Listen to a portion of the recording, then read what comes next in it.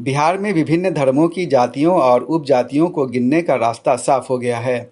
मुख्यमंत्री नीतीश कुमार की अध्यक्षता में 1 जून को हुई बैठक में इस आशय का फैसला सर्वसम्मति से ले लिया गया।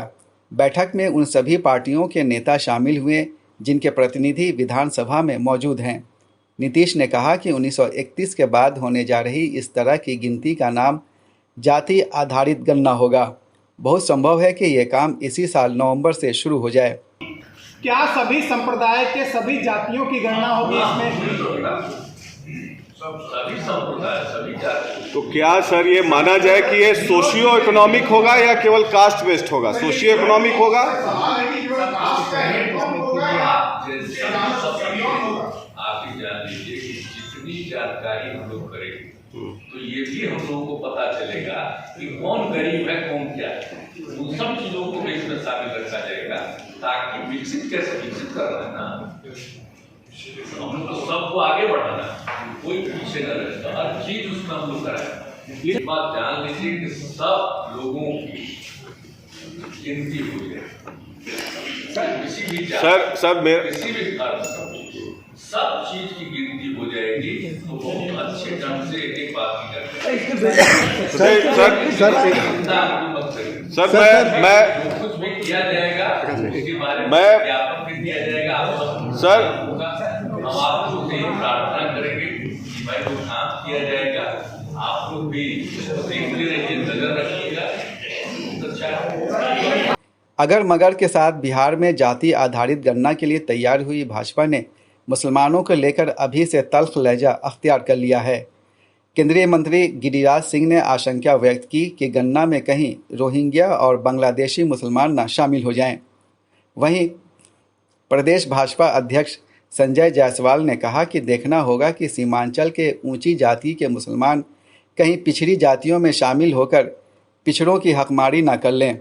सीमांचल के नेता और AIMIM विधायक अख्तरुल ईमान ने भाजपा के इन बयानों पर सख्त प्रतिक्रिया व्यक्त की है। बिहार लोक संवाद के मुख्य संपादक सैयद जावेद हसन को दिए गए इंटरव्यू में उन्होंने जाति आधारित गणना के विभिन्न पहलुओं पर खुलकर अपनी राय व्यक्त की। बहुत दिनों से इंतज़ार था कास्ट बेस्ड मर्दमशुमारी का, अब तो फैसला हो गया है। इस फैसले का जो मुस्लिम कम्युनिटी है उस पर क्या असर होगा, वो इस मामले में कि मुसलमानों का अक़ीदा है कि कोई ज़ात पात नहीं है, तो ऐसे में जब ज़ात की गिनती होगी तो क्या ये उसी तरह से नहीं होगा जिस तरह से हिंदुओं में ज़ात पात का तसव्वुर है, फिर उनमें इख्तिलाफ़ात है, तलखियाँ हैं, तो इसको आप किस नज़र से देखते हैं? देखिए, हमारा हकीकत पसंदाना अप्रोच होना चाहिए। खालिक़ कायनात ने कुरान में कह दिया है, मैंने तुमको एक मर्द और औरत से पैदा किया। मफ़हूम है कुरान की आयत का कि या अय्युहन्नास इन्ना खलक़नाकुम में कहा गया कि मैंने तुमको पैदा किया एक मर्द और औरत से और बांट दिया मुख्तलिफ़ कबीलों में ताकि तुम पहचाने जा सको। कबीले का ही नाम ज़ात है, तो ज़ात तो एक हकीकत है, इससे कोई इनकार नहीं कर सकता। तो ये इंसानी समाज का हिस्सा है, इससे इनकार नामुमकिन है। हाँ, दूसरे लोगों के यहाँ और हमारे यहाँ जो ज़ात का तसव्वुर है वो अलग है। दूसरे लोगों के यहाँ इज़्ज़त और ज़िल्लत का ताल्लुक़ ज़ात से है, लेकिन इस्लाम में ज़ात का ताल्लुक़ पहचान से है। और कुरान ने कह दिया इन्न अकरमकुम इन्दल्लाहि अत्क़ाकुम, यानी तक़वा है बुनियाद इज़्ज़त की, यानी किरदार तुम्हारा अच्छा है तो तुम किसी ज़ात में वो हो जाओ, तुम इज़्ज़त के हक़दार हो, है ना। हमारे यहाँ ये नहीं है कि फ़लानी बिरादरी का आदमी ही हमारा मजहबी भी वो बनेगा, इमाम बनेगा। कुछ लोगों के यहाँ है कि अमुक जात के लोग, ये ख़ास ज़ात के लोग ही धार्मिक काम कर सकेंगे, लेकिन इस्लाम में ये है कि ज़ात बिरादरी की कोई क़ैद नहीं है। जिसमें सलाहियत होगी इमामत की वो हमारा इमाम बन जाएगा। और खालिक़ कायनात ने अपने नबी से कहलवा दिया एक नकट्टा हबसी भी तुम्हारा अमीर बन जाए तो उसकी अताअत करो। तो हमारे यहाँ ज़ात पात का ताल्लुक़ पहचान से है, ज़ात पात का ताल्लुक़ इज़्ज़त से नहीं है चाहे। लेकिन जहाँ तक दूसरा मामला है वो ये है कि इसके मुस्बत असरात क्या होंगे। उसके मुस्बत असरात ये होंगे कि साहब बिरादरी का ताल्लुक़ पैसे से भी है और पैसे का ताल्लुक़ इंसान के समाजी हैसियत से भी है। तो आज़ादी के इन 75 सालों के दरमियान में भी लोगों की ज़ात बिरादरी की का शुमार सही तौर पर नहीं किया गया। और ये जो अभी बिहार सरकार ने एक फ़ैसला लिया है, और मैं समझता हूँ कि बिहार की तमाम तर पार्टियों को, वज़ीर आला को भी और भी अख्तलाफ के लीडर को भी, अपोजिशन लीडर को भी और तमाम पार्टी को मैं मुबारकबाद पेश करता हूँ कि बिहार ने एक अच्छा फ़ैसला लिया है कि आज़ादी के इन 75 सालों के गुजरने के बाद भी अब तक हमने मुख्तलिफ ज़ात बिरादरी, और हम रोते रहते हैं कि कुछ बिरादरियाँ पसमानदा हैं, उनकी समाजी, उनकी तालीमी, उनकी इक़्तिसादी सूरत हाल अच्छी नहीं है, ये रोना हम रो रहे हैं, लेकिन हमने कभी भी आदाद व शुमार की रोशनी में उसको नापने की कोशिश नहीं की। और इस शुमार के बाद मैं समझता हूँ कि इसकी सही तस्वीर आ जाएगी। एक नुक्ते की और भी मैं इजाफा कर दूँ कि ये जाति आधारित जनगणना नहीं है, जाति आधारित गणना है। तो जाति आधारित जब गणना होगी तो तमाम तर लोगों की सही तस्वीर सामने में आ जाएगी। चूँकि पॉलिसियाँ बननी हैं तो साइंटिफिक कोई डाटा होना चाहिए ताकि सही पॉलिसी बन सके, तो पॉलिसी बनने में आसान होगी और महरूम तबकात को इंसाफ मिलने की तवक्को की जा सकती है। बीजेपी के रियासती सदर संजय जायसवाल ने कहा है कि जो मुसलमानों की अपर कास्ट की ज़ातें हैं वो कहीं ऐसा ना हो कि अपने आप को बैकवर्ड क्लास में शुमार करवा दें और जो उसका फ़ायदा है वो ख़ुद उठाएं। देखिए, जहाँ तक इन लोगों की बात करेंगे, बीजेपी का चाहे टॉप टू बॉटम उनकी लीडरशिप को आप देख लें, उनका जो बेसिक एजेंडा है एंटी माइनॉरिटी है, और ख़ास करके उसमें जो सबसे ज़्यादा उनको चुभता है वो मुस्लिम माइनॉरिटी है। चूँकि उनकी पूरी सियासत जो है इसी बुनियाद पर है, लड़ाओ और राज करो।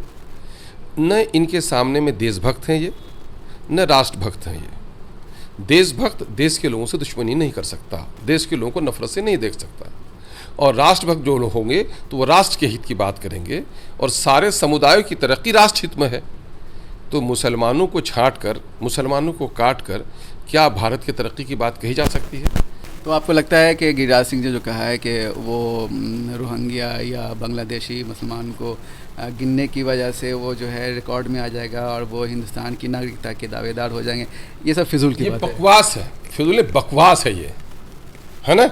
अपनी नाकामी को छुपाने के लिए इस तरह के शब्दों का चयन करके पब्लिक डोमेन में लाना एक वज़ीर का जिम्मेदाराना मकाम के बिल्कुल मुनाफी है। मैं तो पूछता हूँ कि जो लोग इस तरह की बात कर रहे हैं, ये लोग आईनी, दस्तूरी यानी संविधानिक ओहदे पर बैठे हुए हैं, तो ये रिपोर्ट पेश करें ना।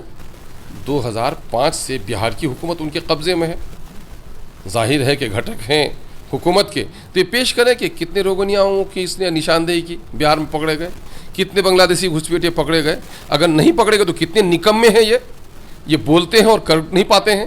तो ये निकम्मापन को छुपाने के लिए सिर्फ उन्माद की बात करते हैं। मैं तो चैलेंज करता हूँ कि गिरिराज जी कम से कम जहाँ से इलेक्शन लड़ते हैं वहीं तो निशानदेही कर दें कि कितने बांग्लादेशी हैं। संजय जायसवाल जी जहाँ से इलेक्शन लड़ते हैं वहीं बता दें कि कितने रोगनिया के लोग वहाँ पर हैं। ये सिर्फ नफ़रत की आवाज़ें इनके दरमियान में है, और मैं समझता हूँ कि इन जैसे लीडरों को अपने ओहदे का पास व ख्याल भी नहीं है। ये जिस गरिमा पर पहुँचे हुए हैं इस वक्त, और वो ये है कि केंद्रीय मंत्री हैं, ग्रामीण विकास के मंत्री हैं, और देश देहातों का ग्राम का देश है ये, उसके लिए क्या पॉलिसी बनाई, बिहार के लोगों को लिए क्या कुछ दिया। कल तक तो यहाँ वज़ीर थे वो जानवरों के विभाग के, लेकिन आज तो वज़ीर बने हुए हैं ग्रामीण विकास के। तो अपने विभाग के बारे में तो कुछ बताते, लेकिन वही नहीं, वो गलियों में फिरने वाले वही जो पॉलिटिकल वर्कर इनकलाब जिंदाबाद वाले हैं, उन्हीं की तरह ये अभी तक वो जो गली वाली सियासत इनकी थी, वहाँ जाकर के भी उस गरिमा की जगह पर भी वो गली वाली सियासत उनकी अभी तक गई नहीं। मैं नहीं टीका टिप्पणी करना चाह रहा था, ऐसे लोगों के इन सवालात का जवाब देना ज़रूरी नहीं है, लेकिन चूँकि मुल्क के आइनी ओहदे पर बैठे हुए हैं और अपने ओहदे का पास व लिहाज वो नहीं करते हैं। उन्होंने अहद लिया, दो बार अहद लिया, जब एमपी बन कर के गए तब अहद लिया, जब वज़ीर बने तो फिर एक बार अहद लिया कि हम ज़ात पात पर कोई नफ़रत नहीं करेंगे, द्वेष में आकर कोई काम नहीं करेंगे, हम संविधान का एहतराम करेंगे।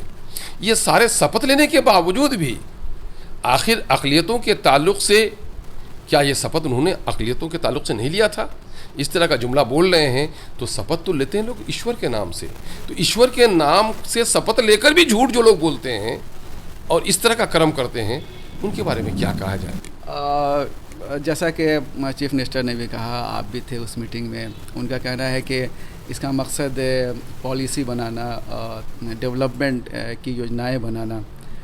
तो क्या आपको लगता है कि जब ये पॉलिसियां बनेंगी तो उसमें मुसलमानों के हिसाब से भी कुछ काम किया जाएगा? देखिए, फितरी बात है कि अगर कोई बीमार है तो उसकी पैथोलॉजी रिपोर्ट, एक्सरे, उसकी अल्ट्रासोनोग्राफी, जदीद किस्म की और जो जांच है, डॉक्टर उसकी ज़रूरत महसूस करता है ताकि मुनासिब दवाई दी जाए।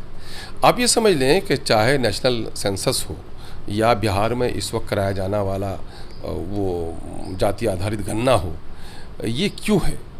चूँकि आप नेशनल लेवल पर पॉलिसी बनाएंगे तो किस इलाके के लोगों की समाजी हालत क्या है, उसकी तालीमी हालत क्या है, और फिर उसके समाजी और तालीमी हालत, उसके इक़्तिसादियत का क्या मामला है, रोज़गार का क्या मामला है, ये सारा आकलन पॉलिसी तो ही के लिए बनाना चाह रहे हैं ना। मैं तो समझता हूँ कि ग़ुलाम हिंदुस्तान में अंग्रेज़ों ने कम अज़ कम SC ST को के अपलिफ्टमेंट के लिए उस वक्त जो गणना की, उसके लिए पॉलिसी बनाई, तो आप भी इनकार नहीं कर सकते कि उससे उनको फ़ायदा पहुँचा है।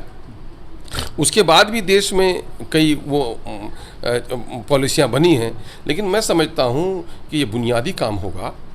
और ज़ाहिर है कि नीति आयोग जो नीति बनाती है तो उस वक्त नीति बनाने में इन आंकड़ों को सामने में रखा जाता है, और चूँकि इन 75 सालों के दरमियान में कोई साइंटिफिक डेटा नहीं है तो मैं समझता हूँ कास्ट बेस ये डाटा मैं समझता हूँ कि मुफीद होगा अगर नीयत नहीं से काम करना चाहे। वर नहीं तो तलवार तो है इसलिए कि दुश्मनों से हिफाजत की जाए, तलवार इसलिए है कि सिपाही पहरेदारी का काम करे, और तलवार इसलिए भी है कि डाकू किसी की गर्दन उड़ा दे। अब अगर इसी को इस अंदाज में आप लेते हैं, हम लोग तो ये समझते हैं कि पॉजिटिव अप्रोच हमारा होना चाहिए, मुस्बत ख्याल होना चाहिए कि जातियों के आदाद व शुमार के बाद उनके लिए पॉलिसी बनाई जाएगी, और कोई इसी को खेल खेलेगा राजनीतिक, तो ये उनकी नीयत का मसला है, नीयत का मसला है। तो उसमें जैसा कि ये भी जाहिर किया जा रहा है कि इसका दरअसल असल मकसद जो है वो अपने हिसाब से आबादी को देखना, उनके लिए वोट बैंक की पॉलिटिक्स को आसान बनाना है। तो क्या आपको लगता है कि जिस तरह से बीजेपी पहले इससे इनकार कर रही थी, अब बादल नाखास्ता ये सही तैयार हुई है, तो आगे की राह आसान होगी या कहीं पर ये लोग कुछ परेशानी भी पैदा कर सकते हैं? देखिए, बीजेपी जुमलेबाजी करती है, और जिसका एतराफ़ खुद उसने किया है कि मामला ये कि सबका साथ सबका विकास की बात करते हैं। सबका साथ लिया, वोट ले लिया, सबका विकास कर पा रहे हैं क्या? ये मुट्ठी भर लोगों का विकास कर पा रहे हैं।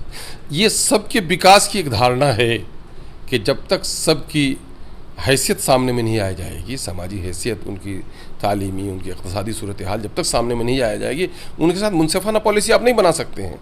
इसलिए बिहार की बीजेपी, चलिए चाहे भारी मन से ही सही काफ़िले में वो शामिल हैं, मैं उनको उसके लिए साधुवाद देता हूँ, लेकिन मामला राष्ट्रीय स्तर पर होना चाहिए था।